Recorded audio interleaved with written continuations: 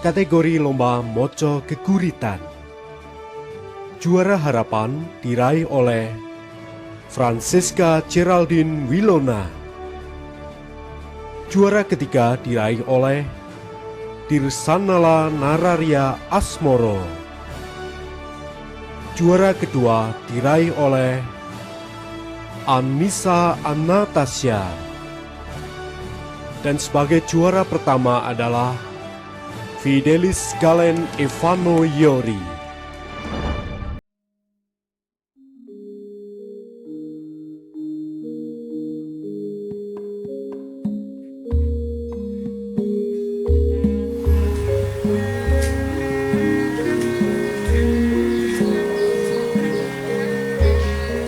Naliko sambat marang angkasa dening Ignatius Haryadi SPD.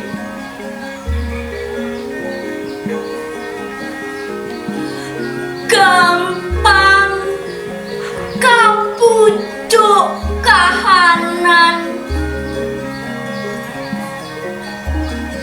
nerjang tepos seliro mali Subosito.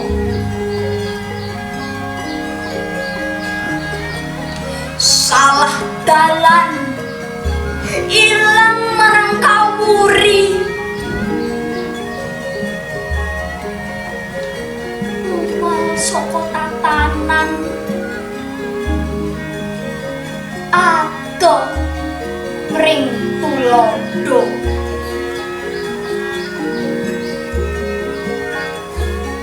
Bocah sekolah gegaman watu lan parang wesi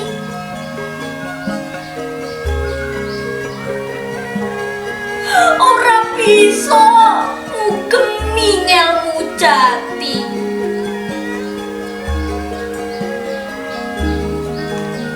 Digegem ngono tangan mung kanggo laladan.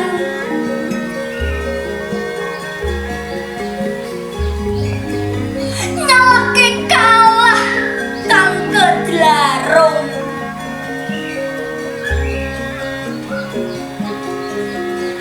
Ora sithik kang muji loko tatu awak lan mudaring nyawa.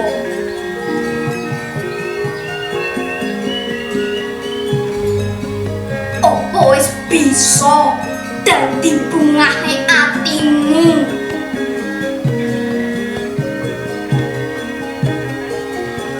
Opo wis bisa gawe bombonge wong tuamu?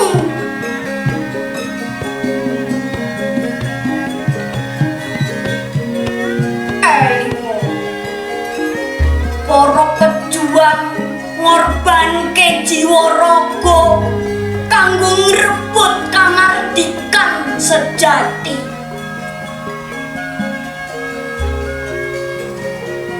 Njogo ati, njogo tekad, rungkepi karep manunggal nyawiji. Bangun bangsa bekti marang bumi pertiwi. Ayo gumreka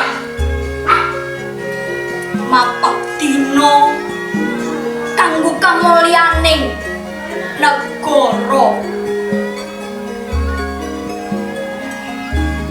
Magelang 8 November 2016.